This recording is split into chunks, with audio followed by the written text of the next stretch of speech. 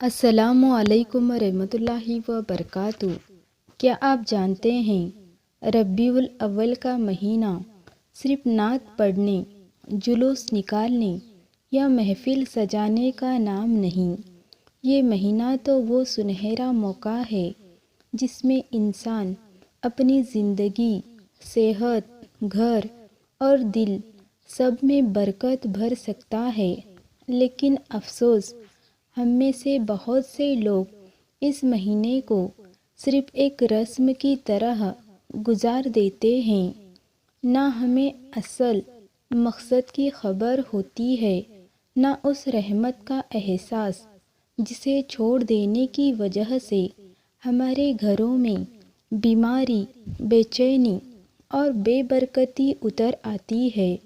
کیا آپ نے غور کیا، اکثر لوگ شکایتیں کرتے ہیں، گھر میں سکون نہیں ہے، بچوں کی طبیعت کمزور رہتی ہے، رزق آتا ہے مگر ٹکتا نہیں، دل ہر وقت اداس رہتا ہے، نماز میں دھیان نہیں، دعا میں لطف نہیں، اور شاید اصلی وجہ یہ ہے کہ ہم نے ربیع الاول میں یہ برکتیں والے خزانے چھوڑ دیے ہیں جو ہمارے نبی کی سنت تھے۔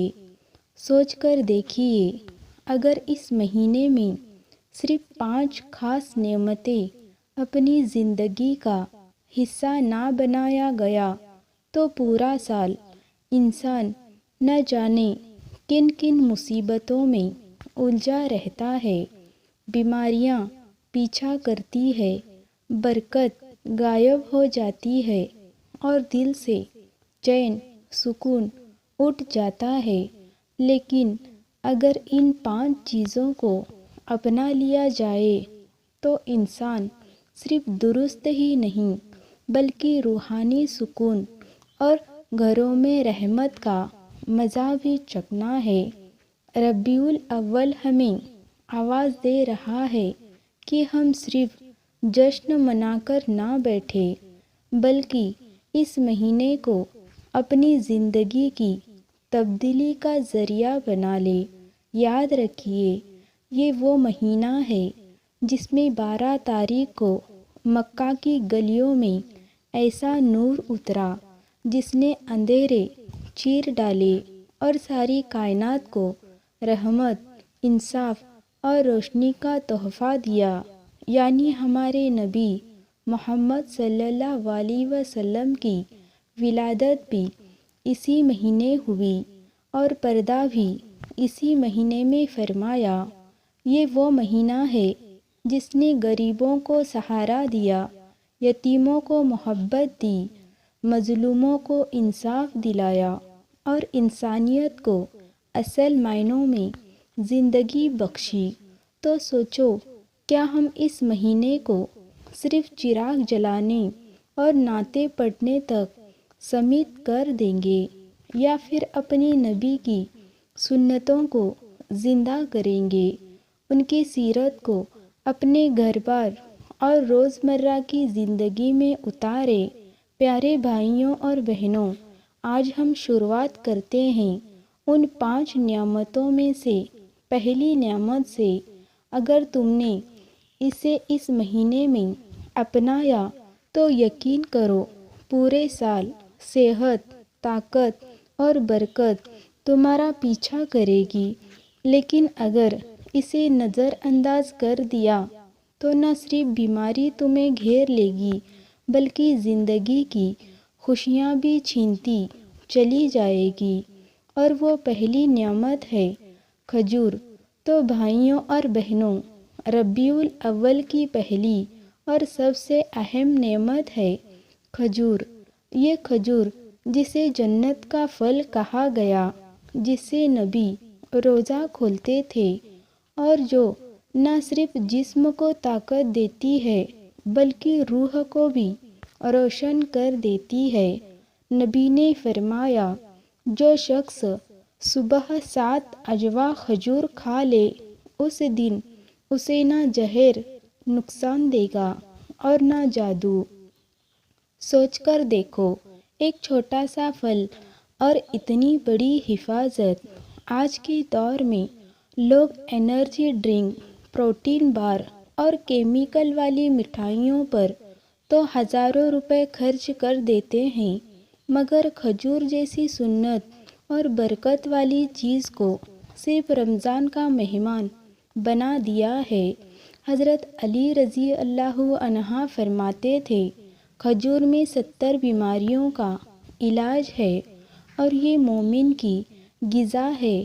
لیکن افسوس، آج کی نسل کہتی ہے کھجور تو صرف بزرگ کھاتے ہیں، یہ پرانی چیز ہے، ہمارے لیے تو چاکلیٹ اور فاسٹ فوڈ ہے۔ کیا یہ بات سمجھ میں آتی ہے؟ جس چیز پر نبی نے بھروسہ کیا اسے ہم پرانا کہہ کر چھوڑ دیں۔ اب سنو ایک حقیقی واقعہ۔ کسی گاؤں کا ایک نوجوان بہت کمزور اور بیمار تھا۔ لوگ اسے منحوس کہتے، اس سے دور رہتے۔ وہ ہر دروازے پر گیا، نہ دوا کام آئی نہ دعا۔ آخر کار وہ ایک بوڑھے درویش کے پاس پہنچا۔ اس نے کہا، میں بہت پریشان ہوں، نہ طاقت ہے نہ سکون۔ درویش مسکرایا اور بولا، بیٹا تو نے جسم کی دوا تو بہت ڈھونڈی مگر روح کی دوا بھول گیا۔ آج ربیع الاول ہے، یہ مہینہ جس میں میرے نبی صلی اللہ علیہ وسلم نے کھجور کو اپنی سنت بنایا۔ جا کھجور کو اپنا لے اور اسے اللہ کے نام سے کھا، دیکھنا تیری کمزوری طاقت میں بدل جائے گی۔ نوجوان نے کھجور کھانا شروع کیا، ساتھ میں ذکر اور نیت کو ٹھیک کیا۔ کچھ ہی دنوں میں اس کے چہرے پر نور، جسم میں طاقت اور دل میں سکون آ گیا۔ جو لوگ اسے منحوس کہتے تھے وہ اب اس سے دعائیں لینے لگے۔ سبق کیا ملا کہ کبھی کبھی علاج دوائیوں سے نہیں بلکہ سنت کی غذا اور صحیح نیت سے ہوتا ہے۔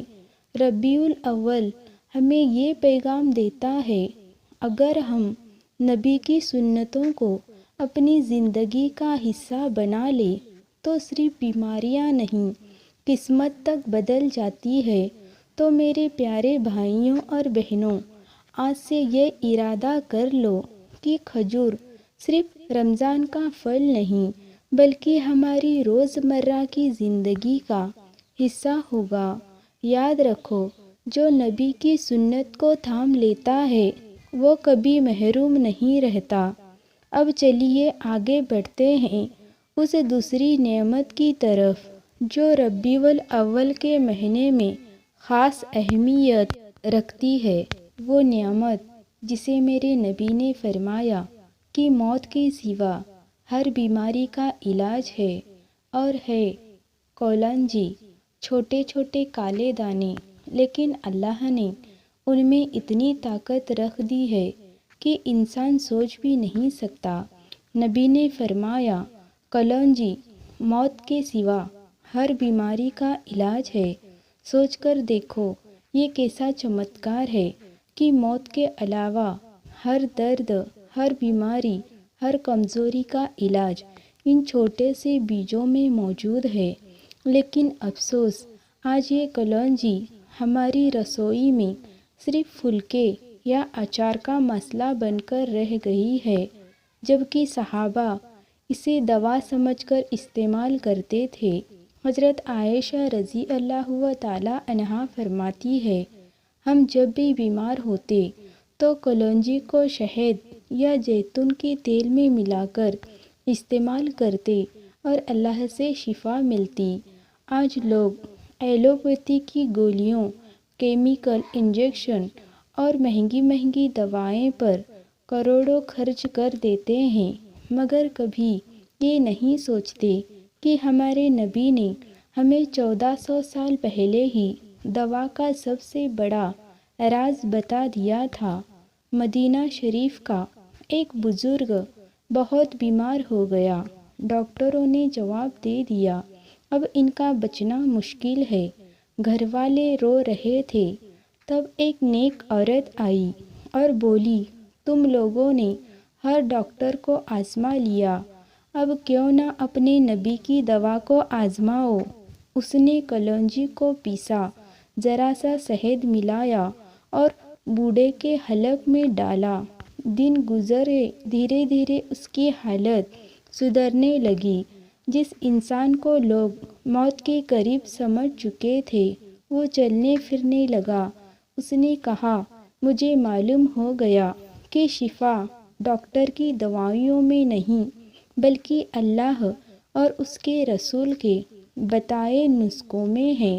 تو ناظرین، آج جب ہم بیمار پڑتے ہیں تو سب سے پہلے ڈاکٹر کی اور بھاگتے ہیں، لیکن کیوں نہ سب سے پہلے کلونجی، شہد اور دعا کی طرف بھاگے۔ ربیع الاول ہمیں یہ پیغام دیتا ہے کہ جو نبی کی سنت کو تھام لے گا، اللہ اس کی زندگی میں شفا اور برکت دونوں اتار دے گا۔ اب چلیے آگے بڑھتے ہیں اس تیسری نعمت کی طرف جو نہ صرف جسم بلکہ دل اور روح کی گندگی بھی دھو دیتی ہے، اور وہ ہے شہد۔ دوستوں، ربیع الاول کی تیسری بڑی نعمت ہے شہد۔ قرآن مجید میں اللہ تعالیٰ نے فرمایا، اس میں لوگوں کے لیے شفا ہے۔ سوچو، جن چیزوں کا ذکر قرآن میں ہو جائے ان کا درجہ کتنا اونچا ہوگا۔ شہد صرف میٹھا نہیں بلکہ یہ اللہ کی بنائی ہوئی ایک دوا ہے، ایک ایسا علاج جو جسم کو بھی طاقت دیتا ہے اور روح کو بھی سکون۔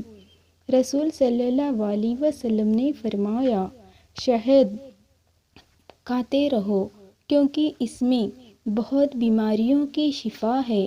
صحابہ شہد کو صرف خوراک نہیں بلکہ علاج سمجھ کر استعمال کرتے تھے۔ بخار، پیٹ کی تکلیف، یہاں تک کہ زخموں پر بھی شہد لگایا جاتا تھا۔ ایک صحابی اپنے بھائی کو رسول صلی اللہ علیہ وسلم کے پاس لائے اور بولے، یا رسول اللہ، میرے بھائی کے پیٹ میں بہت درد ہے۔ نبی نے فرمایا، اسے شہد پلاؤ۔ انہوں نے شہد پلایا لیکن درد کم نہیں ہوا۔ وہ پھر حاضر ہوئے۔ نبی نے پھر فرمایا، اسے شہد پلاؤ۔ 3 بار یہی ہوا۔ چوتھی بار نبی نے غصے میں فرمایا، اللہ نے سچ کہا ہے اور تمہارے بھائی کا پیٹ جھوٹا ہے، جاؤ اسے شہد پلاؤ۔ انہوں نے پھر شہد پلایا اور کیا ہوا؟ اس کے بھائی کا درد بالکل ختم ہو گیا۔ بھائیوں اور بہنوں، آج ہم شہد کو صرف میٹھے پکوانوں تک سمیت کر چکے ہیں، لیکن حقیقت یہ ہے کہ شہد اللہ کی طرف سے بھیجی ہوئی شفا ہے۔ اگر ہم اسے سنت کے مطابق استعمال کریں، صبح خالی پیٹ 1 چمچ شہد، تو انشاءاللہ اللہ نے چاہا تو اللہ نہ صرف بیماری دور ہوگی بلکہ ہماری زندگی میں برکت بھی آئے گی۔ تو دوستو، ربیع الاول کی یہ تیسری نعمت ہمیں سکھاتی ہے کہ علاج صرف دوائیوں میں نہیں بلکہ اس چیز میں ہے جسے اللہ نے شفا کہا ہے۔ اب آگے بڑھتے ہیں چوتھی نعمت کی طرف جو نبی کا سب سے بڑا تحفہ ہے، اور وہ ہے درود شریف۔ دوستو، ربیع الاول کی سب سے بڑی نعمتوں میں سے ایک ہے درود شریف۔ قرآن میں اللہ تعالیٰ فرماتے ہیں، بے شک اللہ اور اس کے فرشتے نبی پر درود بھیجتے ہیں۔ اے ایمان والو، تم بھی ان پر درود اور سلام بھیجا کرو۔ سوچو ذرا، جس عمل کو خود اللہ اور اس کے فرشتے کر رہے ہو، اگر ہم بھی اسے کریں گے تو ہمیں کتنی رحمت ملے گی۔ رسول اللہ صلی اللہ علیہ وسلم نے فرمایا، جو شخص مجھ پر اللہ اس پر 10 رحمتیں نازل کرتا ہے، اس کے 10 گناہ معاف کرتا ہے اور اس کے 10 درجے بلند کرتا ہے، یعنی ایک درود 10 رحمتیں، 10 معافی اور 10 درجے۔ تو سوچو، اگر کوئی 100 بار درود پڑھے تو کتنا بڑا انعام ہوگا۔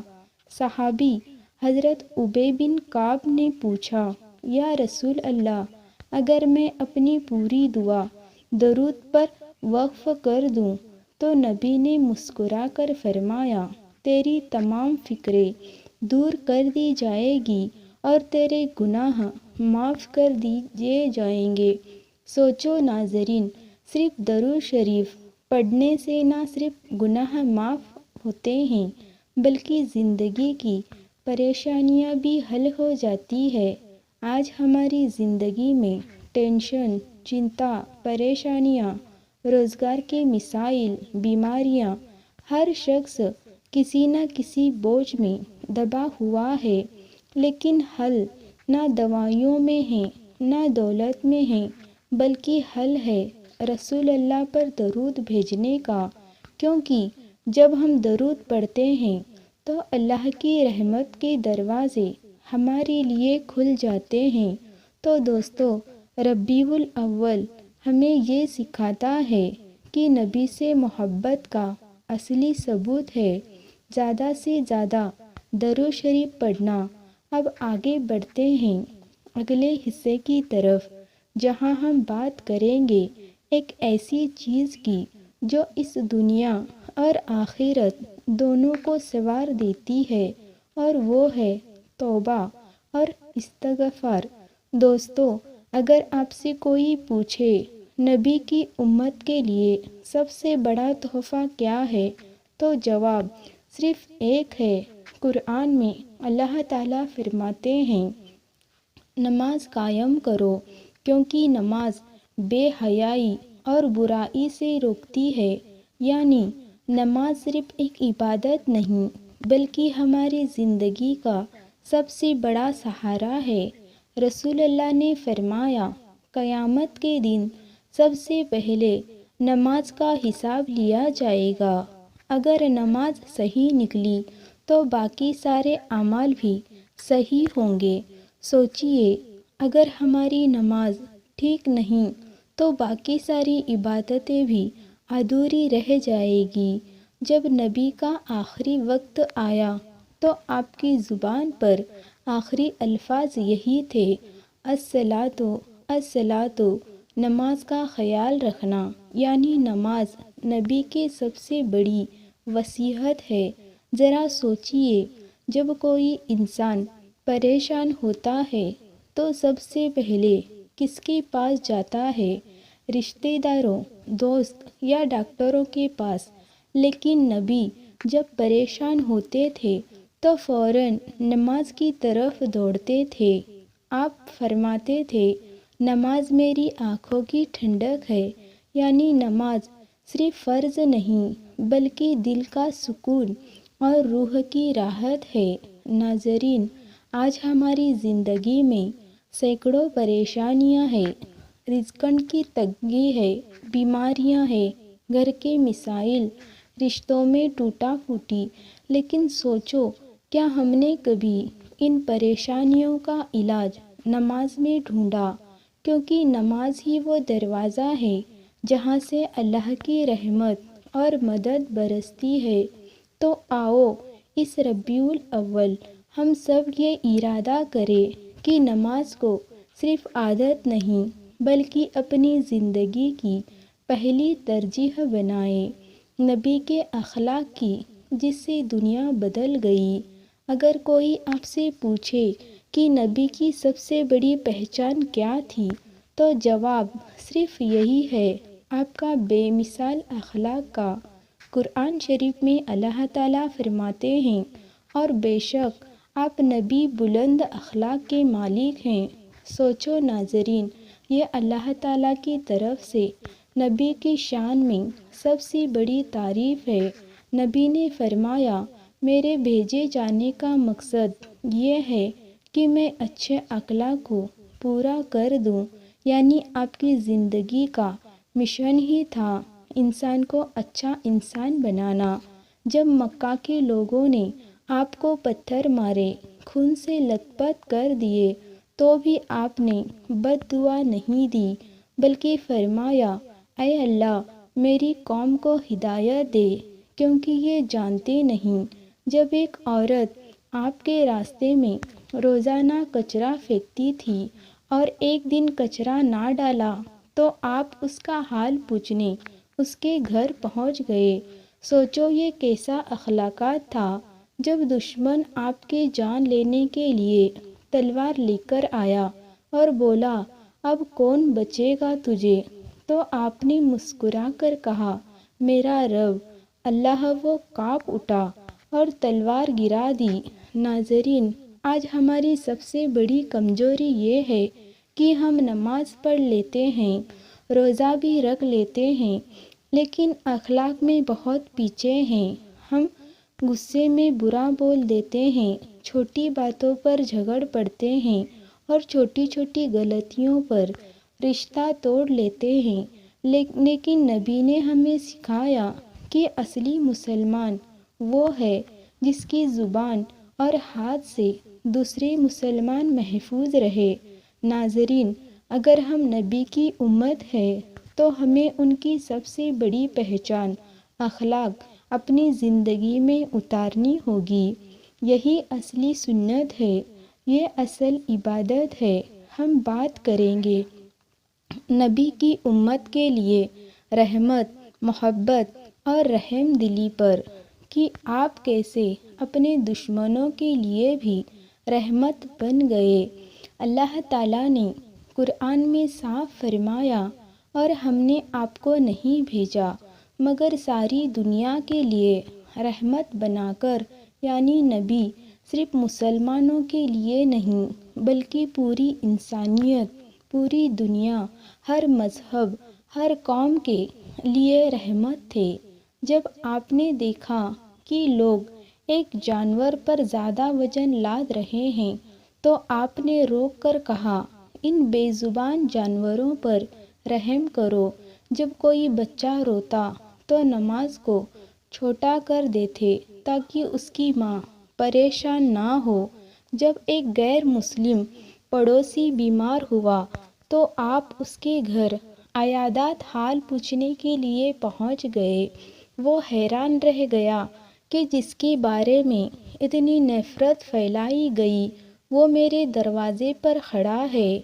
آج اگر ہم نبی کی امت ہیں تو ہمیں بھی رحمت کا پیغام بنانا ہوگا، صرف اپنے گھر والوں کے لیے نہیں بلکہ اپنے پڑوسیوں، اپنی کالونی، اپنے شہر اور پوری انسانیت کے لیے، کیونکہ نبی نے فرمایا سب سے بہتر انسان وہ ہے جو انسانوں کو سب سے زیادہ فائدہ پہنچائے۔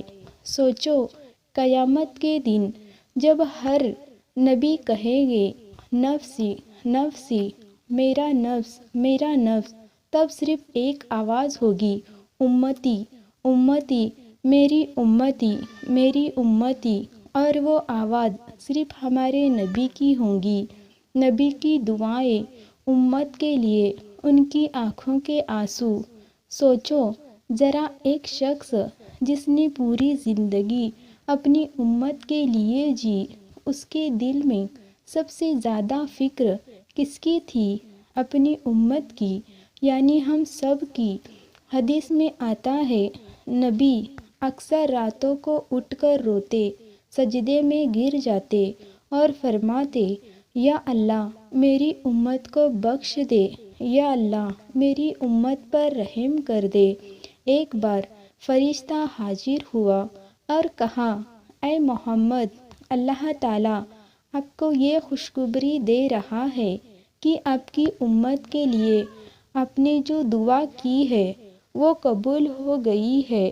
سوچو نبی نے اپنے لیے جنت نہیں مانگی، دولت نہیں مانگی، بلکہ مانگا تو صرف امت کی مغفرت۔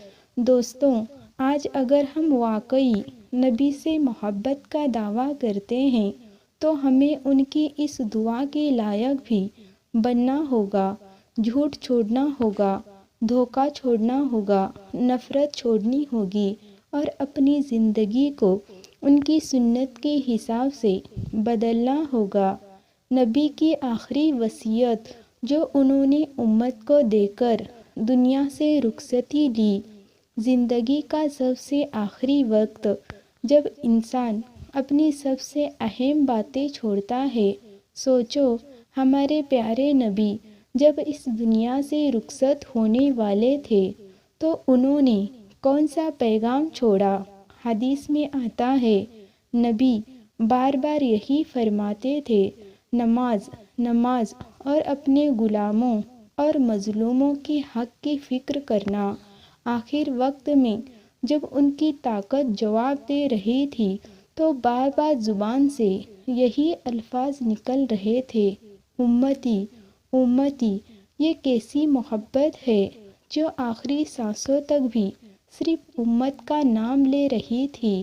نبی نے ہمیں آخری وصیت میں یہ سمجھایا، نماز مت چھوڑنا، کمزوروں اور غریبوں پر رحم کرنا، انصاف سے کام لینا۔